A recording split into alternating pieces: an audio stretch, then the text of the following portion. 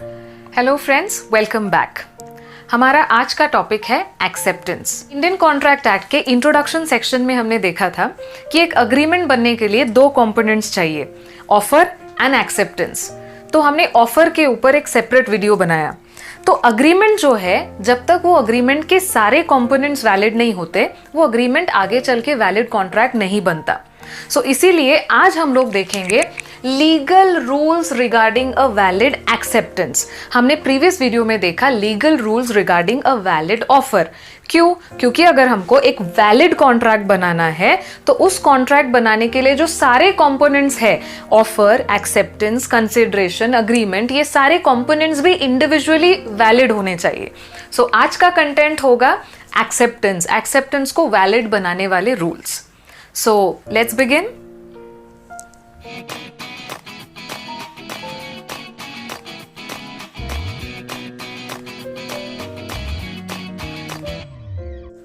Rules regarding a valid acceptance. पहला rule, अच्छा acceptance का मतलब तो हमने देख लिया था, एक बार क्विक रिवीजन करते हैं। एक्सेप्टेंस का मतलब क्या है? तो जो भी ऑफर होता है, ऑफर के लिए अपना यस देना या एक्सेप्टेंस या असेंट देना। सो असेंट और consent, so giving your assent और consent to an offer is called as acceptance. So जैसा कि हम एग्जाम्पल में हमने ऑलरेडी देखा है, दोनों वीडियोस में हमने एग्जाम्पल में देखा था, I want to sell my car. तो जब मैं ये कहती हूँ mister Rohit will you buy my car for ₹50,000, तो जब Rohit says yes for this offer, इसका मतलब ये होगा कि रोहित ने मेरे ऑफर को एक्सेप्ट किया। So acceptance is nothing but giving assent और कंसेंट। हमने एक और एग्जाम्पल देखा था लंच के इन्विटेशन का। मैंने स्टूडेंट्स को ऑफर किया था will you all come home for lunch, और स्टूडेंट्स ने कहा यस। तो ये यस जो है वो है एक्सेप्टेंस। लेकिन हमने पहले ही लेक्चर में देख लिया था कि अगर वैलिड कॉन्ट्रैक्ट बनाना है तो इंडियन कॉन्ट्रैक्ट एक्ट के सेक्शन 10 में कुछ कंडीशंस दिए हैं। उन कंडीशंस में पहला कंडीशन था वैलिड ऑफर, जो हमने प्रीवियस वीडियो में कवर किया। आज हम सेकेंड कंडीशन सेटिस्फाई करने वाले हैं सेक्शन 10 का, जो एक वैलिड कॉन्ट्रैक्ट बनाता है। वो second condition is valid acceptance. So let's go and make the acceptance valid. First condition, acceptance must be absolute and unqualified. ये पॉइंट हमने पहले डिस्कस किया है। जब भी कोई पर्सन ऑफर को एक्सेप्ट करता है तो ऑफर को वैसे का वैसा एक्सेप्ट करना है।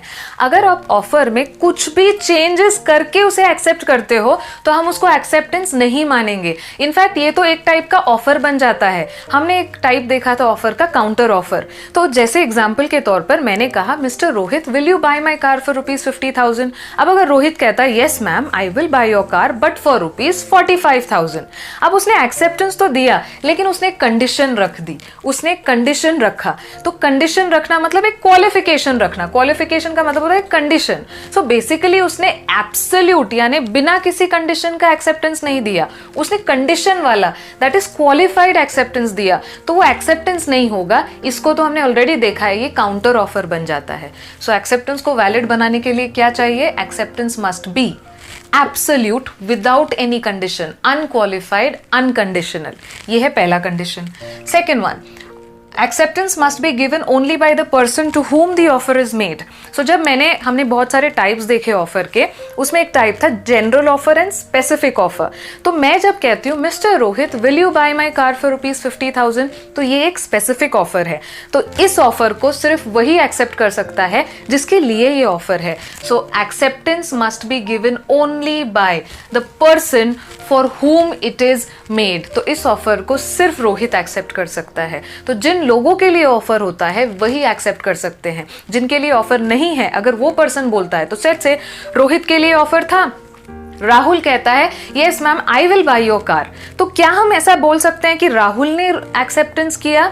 नहीं, इनफैक्ट राहुल ने तो नया ऑफर कर दिया, क्योंकि राहुल को तो मैंने ऑफर दिया ही नहीं था। तो when he says ma'am I want to buy your car, तो उसने एक्सेप्ट नहीं किया, इनफैक्ट उसने ऑफर किया है मुझे। अब मैं अगर कहती हूँ यस ठीक है मैं आपको बेच रही हूँ, तो मैंने एक्सेप्ट किया। Getting? So acceptance must be made only by the person for whom it is made. Third one, may be expressed और इम्प्लाइड। इम्प्लाइड यानी हमारे एक्शंस के थ्रू, हमारे कॉन्डक्ट के थ्रू कन्वे हो सकता है। तो जैसे हमने देखा ऑफर में भी दो टाइप्स होते हैं, एक्सप्रेस और इम्प्लाइड। सिमिलरली एक्सेप्टेंस भी दो तरीके के हो सकते हैं। अब जैसे एग्जांपल के लिए रोहित ने मुझे मैसेज किया व्हाट्सएप पे, yes ma'am I will buy your car, मतलब उसने रिटन एक्सेप्टेंस दिया, या क्लास में बोलकर ओरली कह दिया yes ma'am I want to buy your car. तो इसका मतलब एक्सेप्टेंस एक्सप्रेस हो सकता है। Expressed means expressed via words, या फिर ओरल हो सकता है, या फिर रिटन हो सकता है। तो एक्सेप्टेंस कैन बी एक्सप्रेस्ड या इम्प्लाइड। इम्प्लाइड मतलब हमारे एक्शंस या कॉन्डक्ट के थ्रू भी हो सकता है। एग्जाम्पल के तौर पर हमने पीसीओ का देखा था, तो मैंने पीसीओ इंस्टॉल किया, ये इम्प्लाइड ऑफर था। अब आप आकर उसमें कॉइन इंसर्ट करके जब नंबर डायल करते हो तो इसका मतलब क्या है, आपने एक्सेप्ट किया offer.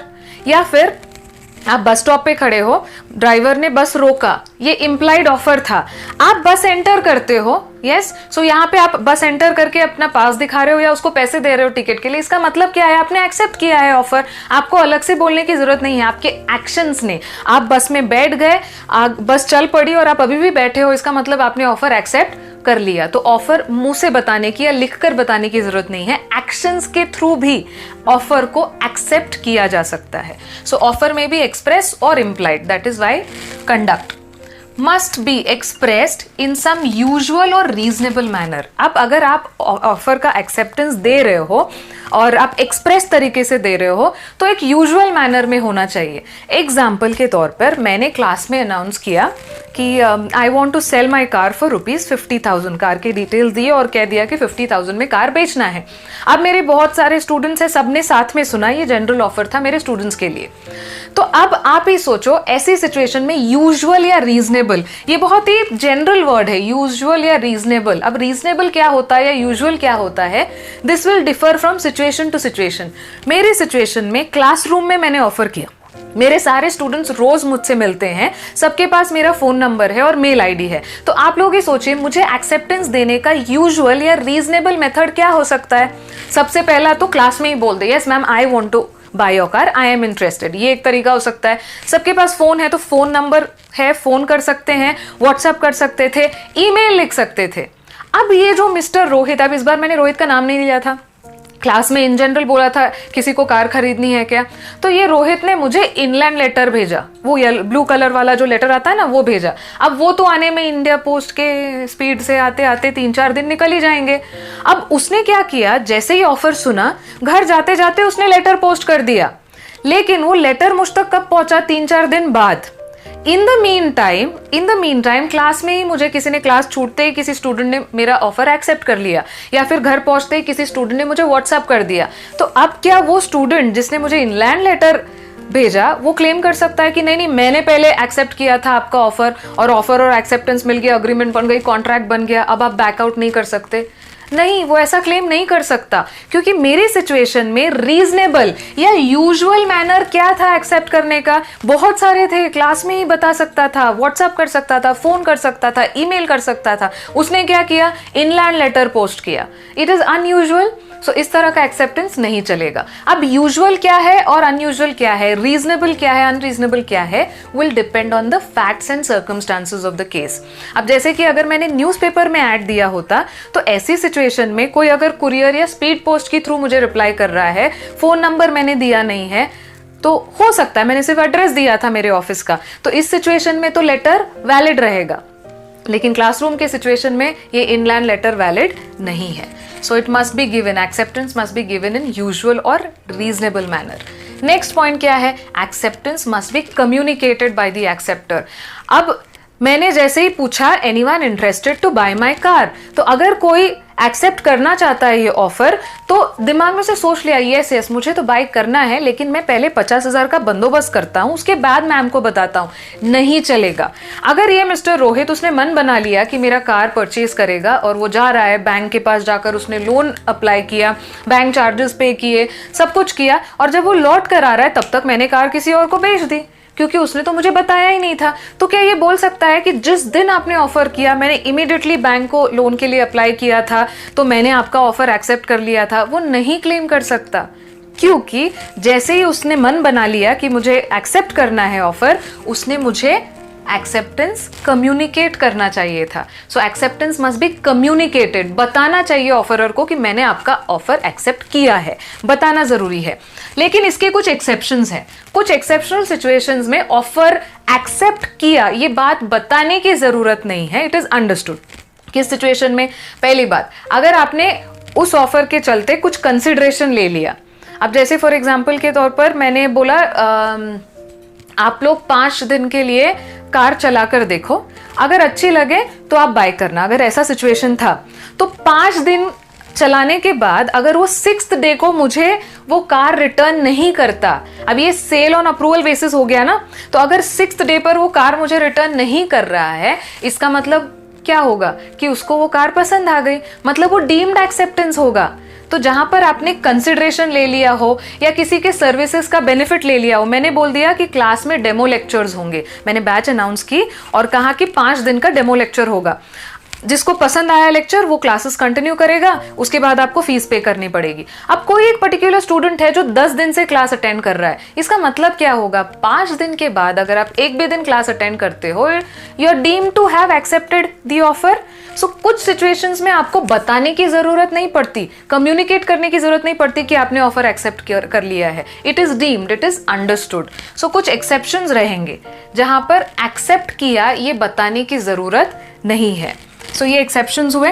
Next point, must be given within a reasonable time और बिफोर द ऑफर लैप्सेस।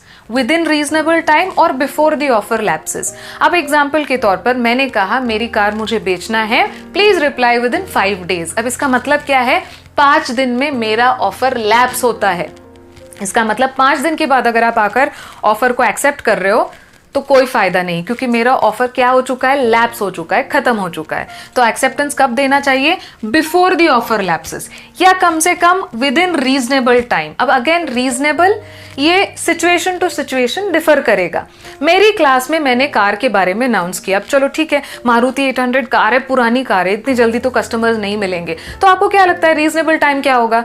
1-आध महीना या 1.5-2 महीने बाद भी स्टूडेंट आकर मुझे कहता ma'am I am interested to buy your car, क्या अभी भी है? तो बात समझ में आती है। 2 साल बाद या सीए बनने के बाद वो आता है मुझसे पूछने के लिए आप अभी भी कार बेच रहे हो क्या? I want to buy that car, तो ये रीजनेबल लग रहा है? नहीं। तो रीजनेबल क्या है? Will depend on the facts and circumstances of the case. लेकिन पॉइंट ये है कि एक्सेप्ट अगर करना है तो रीजनेबल टाइम में करो, या बिफोर द ऑफर लैप्सेस, अगर ऑफर में टाइम लिमिट दिया है वो टाइम लिमिट खत्म होने से पहले एक्सेप्ट करो। Next point, it must succeed the offer. Succeed the offer मतलब ऑफर के बाद एक्सेप्टेंस आएगा। अब ये ऑब्वियस है कि अगर ऑफर ही नहीं पता है तो आप एक्सेप्ट कर सकते हो क्या? नहीं। सो पहले ऑफर आएगा, उसके बाद एक्सेप्टेंस आएगा उस ऑफर का। तो ऑफर के बाद आना, that means acceptance will succeed offer. Basically offer should preceded acceptance, ऐसा भी कह सकते हैं। ऑफर जो है एक्सेप्टेंस के पहले आएगा, एक्सेप्टेंस ऑफर के बाद आएगा। Next point, rejected offers can only be accepted if renewed. अब इसका मतलब क्या है? मैंने जब कहा Rohit will you buy my car for ₹50,000, Rohit ने कह दिया no ma'am I am not interested. मतलब उसने क्या किया? उसने मेरे ऑफर को रिजेक्ट कर दिया। अब 2 दिन सोचने के बाद उसको लगा यार बहुत अच्छी कंडीशन में थी मैम की कार, शायद खरीद लेना चाहिए था। 2 दिन बाद आकर अगर वो मुझे यस कहता है तो क्या वो एक्सेप्टेंस वैलिड होगा? Answer is no. जैसे ही आप एक बार ऑफर को रिजेक्ट कर देते हो वो ऑफर खत्म हो जाता है, ऑफर एंड्स। अब अगर उसको एक्सेप्ट करना है तो मेरी तरफ से उस ऑफर का रिन्यूअल होना जरूरी है। So if offer is not renewed आप उसको एक्सेप्ट नहीं कर सकते अगर आपने पहले उसे रिजेक्ट किया है तो। नेक्स्ट लास्ट पॉइंट है, acceptance can not be presumed by silence. Offer पढ़ते वक्त हमने ये देखा था, खामोशी का मतलब हाँ नहीं होता। फिल्मों का पता नहीं, कॉन्ट्रैक्ट एक्ट में खामोशी का मतलब हाँ नहीं होता। तो मैंने अगर किसी को ऑफर किया है मेरी कार सेल करना है तो शायद वो स्टूडेंट थोड़ा सा हिचकिचा रहा है कि सबके सामने क्यों बोलूं मैम आपकी खटारी कार मुझे नहीं खरीदनी। So he is just being nice, वो चुप बैठा है, हाँ भी नहीं कह रहा है ना भी नहीं कह रहा है। कैन आई अज्यूम कि उसने एक्सेप्ट कर लिया? No, acceptance cannot be presumed by silence. Mere silence is not acceptance. खामोशी का मतलब कॉन्ट्रैक्ट एक्ट में हाँ नहीं होता।